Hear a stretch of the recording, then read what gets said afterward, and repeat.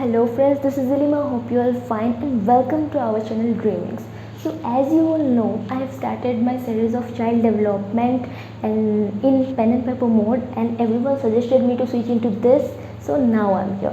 Without wasting our time, let's start. तो इस video में हम पढ़ने वाले हैं चाइल्ड डेवलपमेंट का चैप्टर 1, जैसे बोल सकते हैं ग्रोथ एंड डेवलपमेंट। तो इस वीडियो में हम देखने वाले हैं concept of growth, concept of development, link between growth and development and factors affecting growth. तो स्टार्ट करते हैं। चाइल्ड डेवलपमेंट पढ़ने से पहले हमें ये पता होना चाहिए कि हम चाइल्ड डेवलपमेंट क्यों पढ़ रहे हैं। हम चाइल्ड डेवलपमेंट इसलिए पढ़ रहे हैं कि हम काफ़ी सारे बच्चों से हम डील करने वाले हैं अपने फर्दर फ्यूचर में।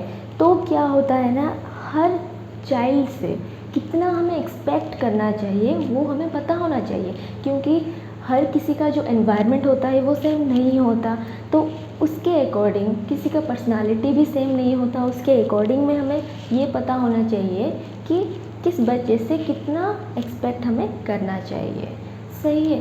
तो चाइल्ड डेवलपमेंट पढ़ने से पहले हमें ग्रोथ क्या है ये पता होना नेसेसरी है। तो ग्रोथ क्या है? It only deals with physical aspect. It only deals with physical aspect. तो exactly what is growth? Growth होता कैसे है? हमें पता है कि जो ह्यूमन बीइंग होते हैं वो कभी स्टैटिक नहीं होते, हम कभी भी स्थिर प्राणी नहीं होते। हम अपने आकार, प्रकार और मनोवैज्ञानिक स्तर पर बदलते रहते हैं, यानी कि हम अपने जो शेप, साइज एंड अपीयरेंस और जो साइकोलॉजिकल है वो हमारा बदलता रहता है। तो हम स्टैटिक नहीं होते। तो क्या होता है, हम हैं मल्टीसेल्युलर ऑर्गेनिजम्स। मल्टीसेल्युलर ऑर्गेनिजम्स, सही है, यानी कि बहुकोशिकीय प्राणी। तो जो बहुकोशिकीय प्राणी होते हैं उनमें जो ग्रोथ होता है वो कैसे देखा जाता है?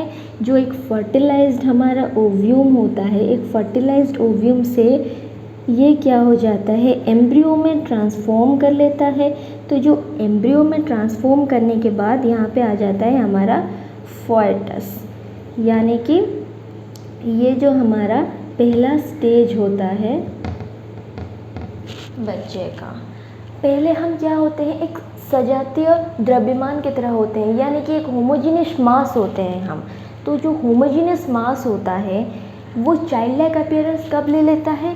8 वीक्स में वो चाइल्ड लाइक अपीयरेंस ले लेता है। तो अब थोड़ा डिटेली देख लेते हैं। मैं थोड़ा साइड हो रही हूँ क्योंकि आप स्क्रीनशॉट भी ले सकते हैं अपने नोट बनाने के लिए। तो देखिए ग्रोथ कैसे होता है। जो फर्टिलाइज्ड ओव्यूम होता है मल्टीसेल्युलर ऑर्गेनिज्म का, फर्टिलाइज्ड ओव्यूम मतलब कि जो निषेचित अंडाणु होते हैं वो क्या कर जाते हैं, परिवर्तन होते हैं किसमें? एम्ब्रियो में, यानी कि भ्रूण चरण में वो परिवर्तन हो जाते हैं, ट्रांसफॉर्म इनटू एम्ब्रियो। एम्ब्रियो में ट्रांसफॉर्म होने के बाद क्या हो जाता है, ये फॉयटस में परिवर्तन हो जाते हैं। तो फॉयटस में परिवर्तन होने के बाद ये क्या होता है, सजातीय द्रव्यमान होता है। ठीक है, सजातीय द्रव्यमान ये होता है। फिर इसको चाइल्ड लाइक अपीयरेंस कब मिलता है? चाइल्ड लाइक अपीयरेंस मिलता है इसे 8 वीक्स में। सही है। तो इस तरह से हमारा ग्रोथ होता है। फर्टिलाइज्ड ओव्यूम एम्ब्रियोनिक स्टेज में जाता है, फिर फॉयटस स्टेज में जाता है और फिर आता है हमारा बेबी का चाइल्ड लाइक अपीयरेंस। तो जनरली ये तो हो गया ग्रोथ। ये रहा हमारा ग्रोथ का कॉन्सेप्ट, जो कि हमें हेल्प करता है कि किस बच्चे से कितना एक्सपेक्ट करना है उसके फिज़िकल में डिपेंडेंट होके। बाकी अदर जो डेवलपमेंट रहा, अब लिंक क्या है, ग्रोथ एंड डेवलपमेंट के बीच में क्या लिंक है, ग्रोथ एंड डेवलपमेंट के बीच में क्या लिंक है।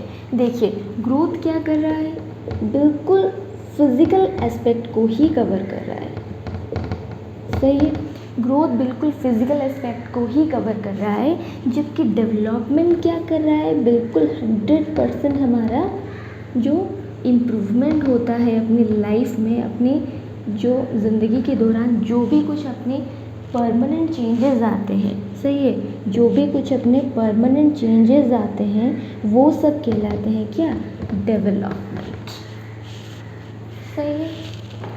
तो देखिए अब अगर इस एरिया को हम डेवलपमेंट मान लें, अगर हम इस एरिया को अब डेवलपमेंट मान लें तो ये जो जी वाला एरिया है हम इसे दे सकते हैं ग्रोथ को, यानी कि इससे आप समझ सकते हैं कि growth itself a part of development, but develop is not a part of growth, right? development एक क्या है, एक warm to term process है। warm to term मतलब कि जब बच्चा पैदा भी नहीं होता तब से हमारे जो डेवलपमेंट स्टार्ट होते हैं और ये कब्र तक हमारा चलता रहता है, सही है। ग्रोथ सिर्फ फिज़िकल को ही कवर करता है, while development is the overall change, okay, जो कि हमारा लाइफ लॉन्ग चलता रहता है।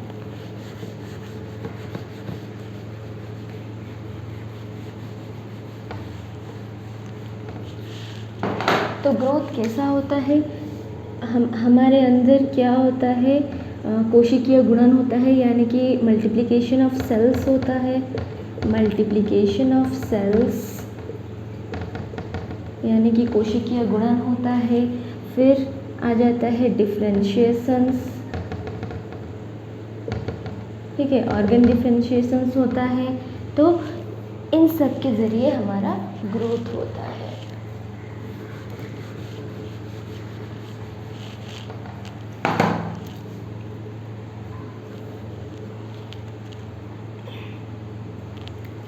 ठीक है, तो ये तो रहा concept of growth and development. अब देख लेते हैं link between growth and development. देखिए ग्रोथ एक क्या है, एक क्वांटिटेटिव प्रोसेस है, ग्रोथ एक क्वांटिटेटिव प्रोसेस है, जबकि डेवलपमेंट एक क्वालिटेटिव प्रोसेस। क्यों? क्योंकि हम इसे मेज़र नहीं कर सकते, सिर्फ एसेस कर सकते हैं, राइट, बट जो ग्रोथ है इसे हम मेज़र कर सकते हैं, ठीक है। कैसे?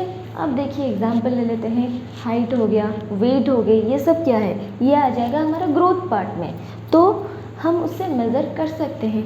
पर क्या आप अपने इमोशंस को मेज़र कर सकते हैं? नहीं, उससे हम सिर्फ असेस कर सकते हैं, उसकी क्वालिटी हम जज कर सकते हैं। अब अगर एग्जांपल ले लें हम इमोशंस को मेज़र करने के, तो मेज़र तो हम नहीं कर सकते, पर क्या कर सकते हैं, अपने जो क्वालिटी है, अपना जो इमोशनल क्वालिटी कि हमें, अब झगड़ा का ही एग्जांपल ले लीजिए, तो किसके साथ हमें झगड़ा करना है, राइट, तो हम उसे सिर्फ असेस ही कर सकते हैं, हम उसे मेज़र नहीं कर सकते कि हम इमोशनली कितना स्ट्रॉन्ग है, राइट।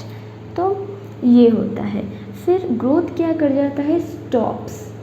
कब? जब हमारा मेच्योरिटी अटेन हो जाता है तब ये स्टॉप कर जाता है, यानी कि जब हम परिपक्व हो जाते हैं ग्रोथ स्टॉप्स, राइट। जब हम मैच्योर हो जाते हैं, मैच्योर होने के बाद क्या होता है, जनरली हमारा मैच्योरेशन एज क्या होता है, नियरली जो भी हमारे जो एडोलेसेंस है तब हमारा मैच्योरेशन स्टार्ट हो जाता है, सही है। तो मैच्योरेशन के बाद क्या हो जाता है, ग्रोथ बिल्कुल से स्टॉप कर जाता है। जैसे कि हम सभी को पता है 18 साल के बाद इतना ज़्यादा हाइट नहीं बढ़ता, सही है। तो डेवलपमेंट क्या है, ये कभी भी स्टॉप नहीं करता, ये कभी भी स्टॉप नहीं करता, ये एक बिल्कुल लाइफ लॉन्ग प्रोसेस होता है, ये कभी भी स्टॉप नहीं करता। स्क्रीनशॉट्स ले लीजिए, वरना थोड़ा प्रॉब्लम हो सकता है, या फिर आप वीडियो के चलते ही नोट बना सकते हैं, वो काफ़ी इजी रहता है रिवाइज़ करने के लिए। और इसी तरह बिट्स में नोट्स बनाए तो आपके लिए काफ़ी इजी होगा रिवाइज़ करने के लिए। तो देखिए, कॉन्सेप्ट तो हो गया, फिर link between growth and development भी हो गया। अब हम आ जाते हैं फैक्टर्स पे। सही है, फैक्टर्स। तो क्या क्या फैक्टर्स हमारे ग्रोथ पर इम्पैक्ट डालते हैं? देखिए, हेरिडिटी एंड एनवायरनमेंट। सही है, हमें पता है कि जो ग्रोथ एंड डेवलपमेंट है ये क्या होता है, ये product of heredity and environment होता है। हेरिडिटी यानी कि क्या? हेरिडिटी मतलब जो हमारे इनहेरिटेड क्वालिटीज़ हैं, इनहेरिटेड क्वालिटीज़। किससे हमारा इनहेरिटेड होता है क्वालिटीज़ हमारा अपनी पेरेंट्स से इनहेरिट होता है, जैसे कि ब्राउन आइज़ हो गए। सही है, तो ये सब चीज़ें क्या होता है, बिल्कुल इनहेरिटेड होते हैं। कुछ डिजीज़ेस भी होते हैं जो इनहेरिटेड होते हैं। तो हमारा जो पर्सनालिटी है ये बिल्कुल किस पर डिपेंड करता है, अपनी हेरिडिटी पर डिपेंड करता है। जबकि हमारा एनवायरनमेंट जो है ये काफ़ी हमारे लिए गुरुत्वपूर्ण होता है अपने ग्रोथ एंड डेवलपमेंट के लिए। क्योंकि अब देखिए, एक बच्चा जो कि पुअर बैकग्राउंड से है और एक बच्चा रिच बैकग्राउंड से है, यानी कि रूरल और अर्बन ले लीजिए, तो हम ये जानते हैं कि जो रूरल वाला बच्चा है उसे ज़्यादा फैसिलिटीज़ नहीं मिले होंगे, और जो अर्बन वाला बच्चा है उसे काफ़ी ज़्यादा उसे फैसिलिटीज़ मिले होंगे। तो ये बिल्कुल सही बात है कि उसका जो दिमाग है वो काफ़ी स्टेबल होगा, उसे कोई प्रॉब्लम नहीं होगी। ज़्यादातर की बात है, ज़्यादा उसे प्रॉब्लम नहीं होंगे। तो जो पुअर वाला बच्चा है या फिर रूरल एरिया का बच्चा है, उसे बहुत कम फैसिलिटीज़ होते हैं जनरली नाउअडेज़, तो उसे काफ़ी प्रॉब्लम होगी कि वो कैसे उसका जो डेवलपमेंट एंड ग्रोथ हो रहा है। सही है, तो वो इम्पैक्ट डालता है अपने ब्रेन पर और हमारी ग्रोथ एंड डेवलपमेंट पर। तो एनवायरनमेंट डिपेंड करता है हम अपनी सोसाइटी से कैसे परसीव करते हैं। सही है, तो ये रहा heredity and environment. Growth and development से 2-4 क्वेश्चंस ही आते हैं। 2012 में 2 आए थे, 2011 में भी आए थे, 2016 में भी आए थे, 2019 में भी आए थे। तो बस 2-3 क्वेश्चंस आते हैं, पर इजी आते हैं, इसलिए हमें इसे नहीं छोड़ना है। तो आज के लिए इतना ही। जैसे कि ये मेरा पहला वीडियो है फेस टू फेस इंट्रोडक्शन वाला, तो इसे यही रखते हैं। हम अपनी नेक्स्ट क्लास में देखेंगे स्टेजेस ऑफ ग्रोथ, मतलब कि जो वृद्धि के चरण होते हैं हम उसे देखेंगे। सही है, till then be safe, keep learning, सीखते रहिए, सिखाते रहिए। God bless you, thank you.